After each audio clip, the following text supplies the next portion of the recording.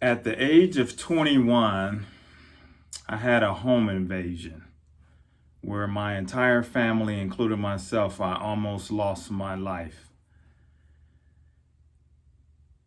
Hi, my name is Maurice Braxton. Welcome to my new channel where we give glory to God and talk about issues and try to grow together. And I want today to share with you my testimony and somewhat of the journey that God, where He took me to bring me to Himself. And now let's go back. In order to get the story, give you the whole full picture of everything.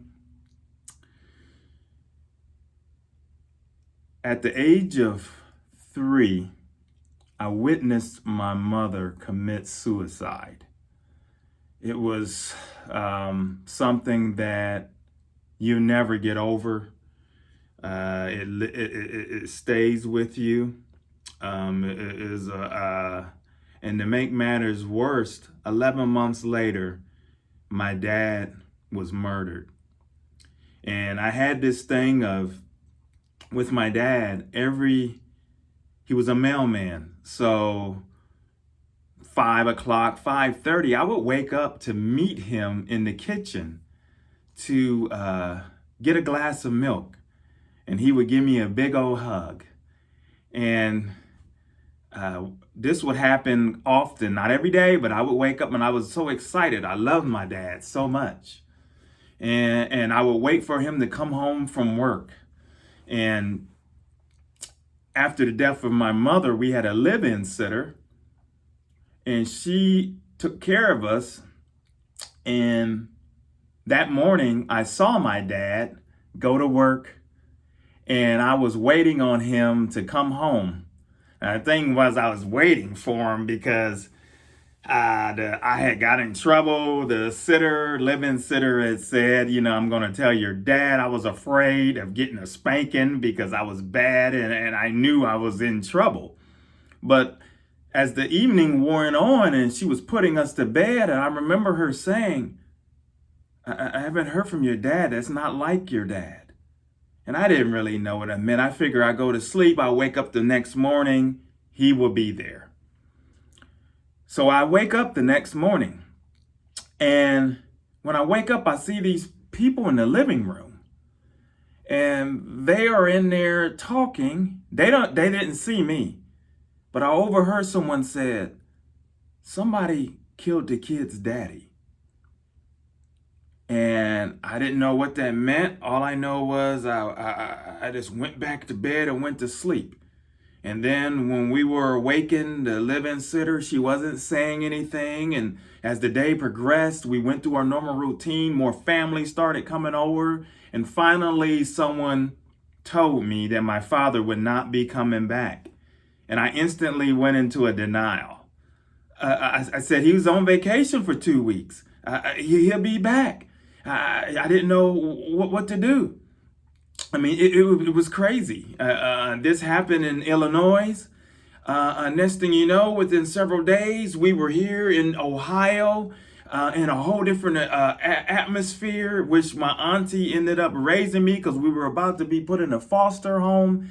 I mean, it was horrible. And from there, I went down this journey of anger at God because I didn't have my parents. I was jealous of everyone else that had parents. I was jealous of everyone that things that was going well for them. And it seemed like everything that can go wrong in my life went wrong.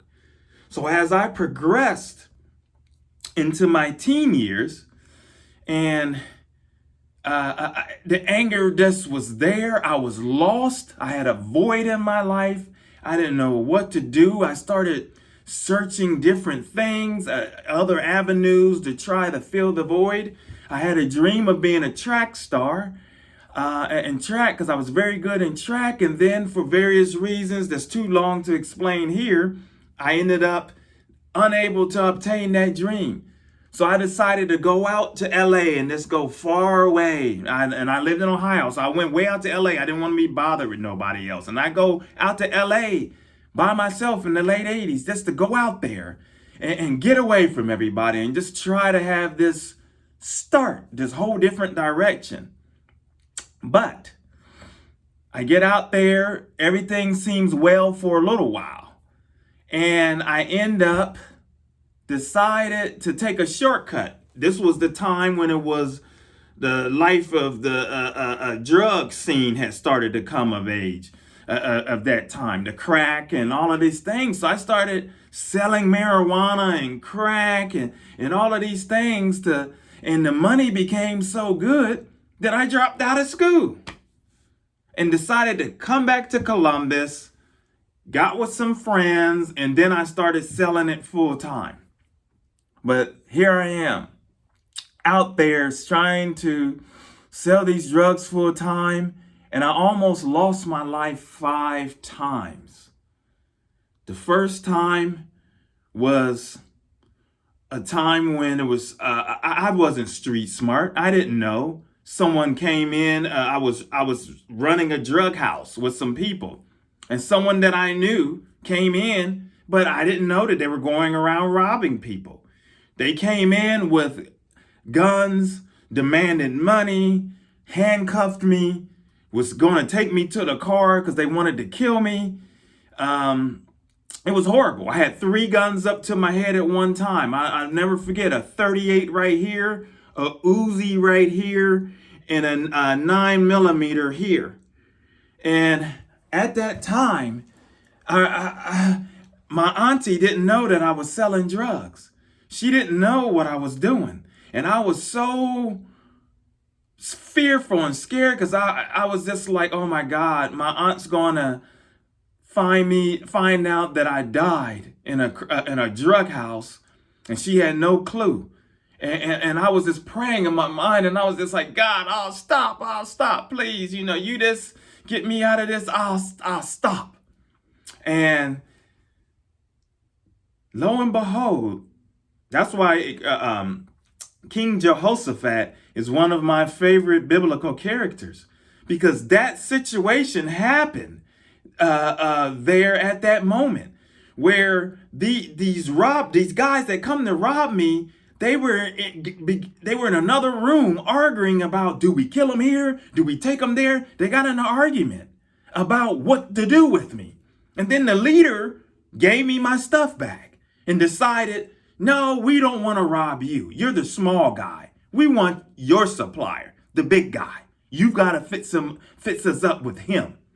And that day, I was able to escape that. Now, did I stop selling drugs? I calmed down for a little bit, maybe a few weeks, and I went right back into the same situation. But where it began to get tough was, and excuse me, my sinuses is acting up a little bit. But where it began to get tough was hanging out there in this dark world, out in the streets. I wasn't a street person. I wasn't raised like that.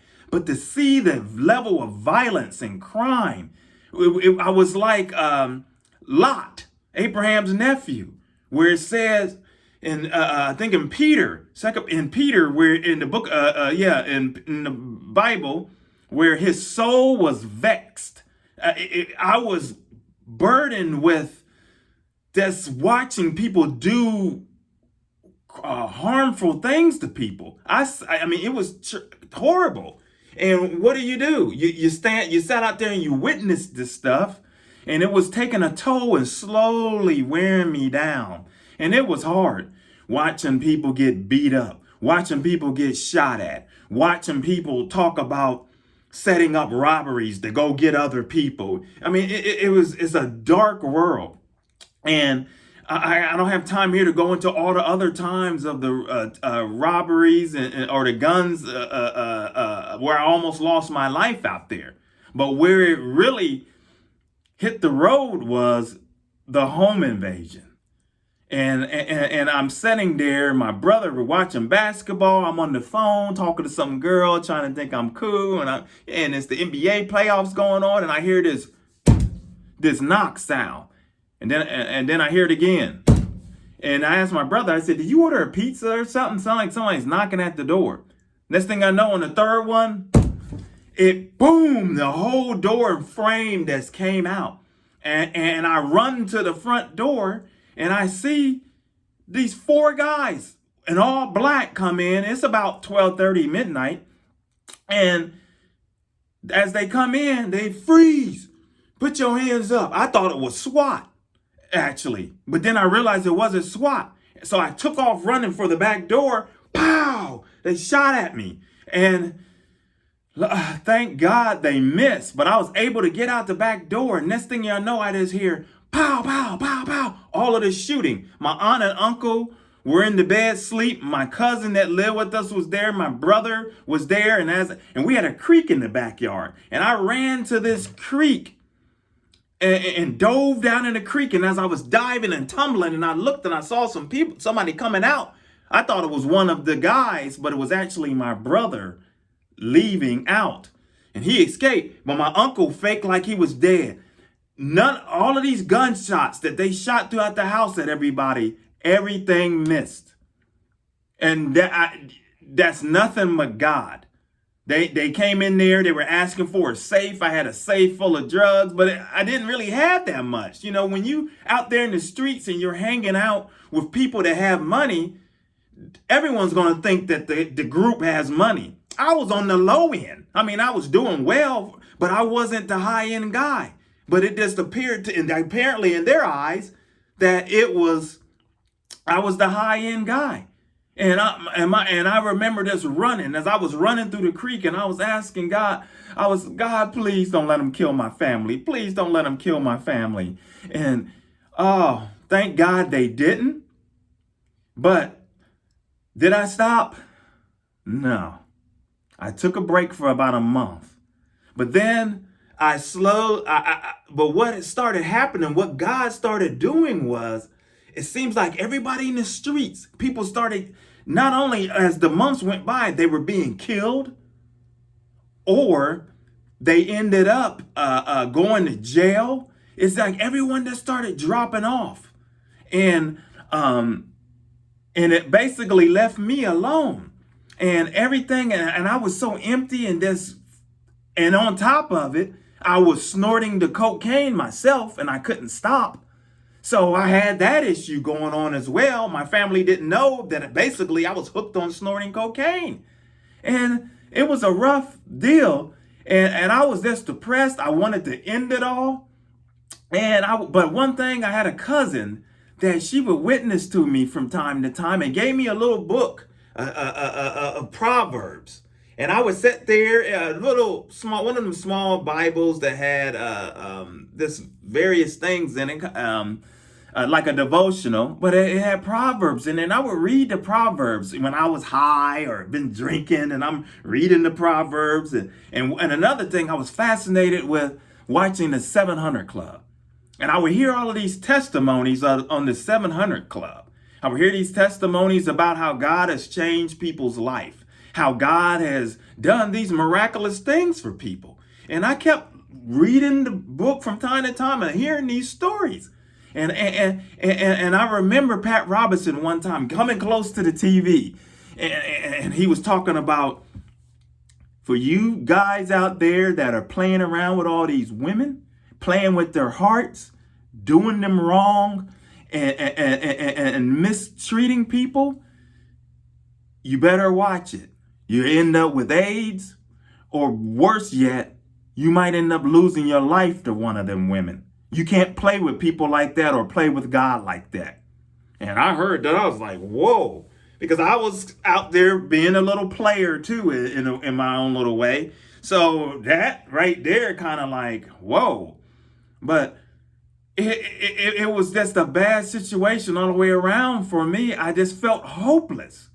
So I remember crying out to God one night. I cried out to him. I had it. I was just like, I came to him and I said, God, I've been listening to all of these testimonies of all of these wonderful, miraculous things you've done for people. I've heard, I said, if you love me so much, why would you let me destroy myself?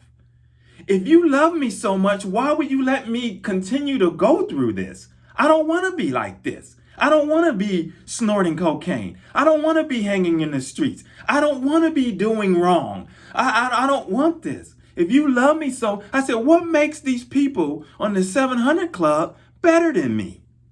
What makes them better than me? And you say you love me and you love everybody. I said, if you are the God who you say you are, please prove it. Now, I'm going to make another video on this, what happened after that prayer, because it's a whole, that's a whole nother video, and it's another part 2 of a testimony where God, I tell you that he's real, and it's a miraculous thing that happened.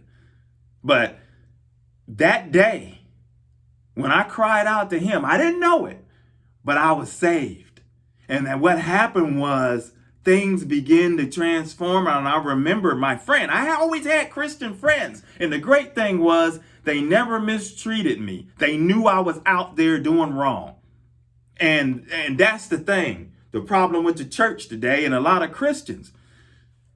We're out here, we're criticizing people. We act like, we're holy rollers and we act like we're better than everyone else. And they never mistreated me. They still, if I wanted to go to the movies, they still welcome me to hang out, come over, do the fun things that we would do. Never mistreated me. So when the time came shortly after that incident, I called up my friend. His name is Mark. I said, hey, pick me up Sunday. I'm ready to go to church.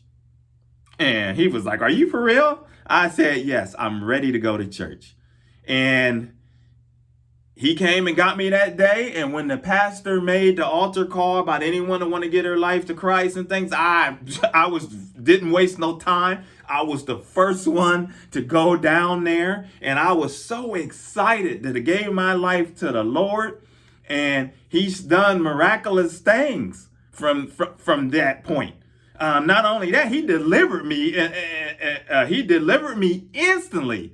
Now not everyone gets delivered instantly from drugs or certain things, but he actually delivered me from the cocaine instantly. Because when I tried to do it after being saved, after that time, I tried it and it was like I had no effect. It didn't bother me. I couldn't feel it. It was like, what am I wasting my time and money for? So that's part 1 of the testimony, because I want to share what else, the other things that God has done. And that's what this channel is about. It's about giving glory to God. It's about sharing my education and my experiences and things to help those out there along on this journey. And I just ask that you join me. I ask that you subscribe, because it's going to be a fun time. And this is just the beginning. So until next time, God bless you and have a wonderful day.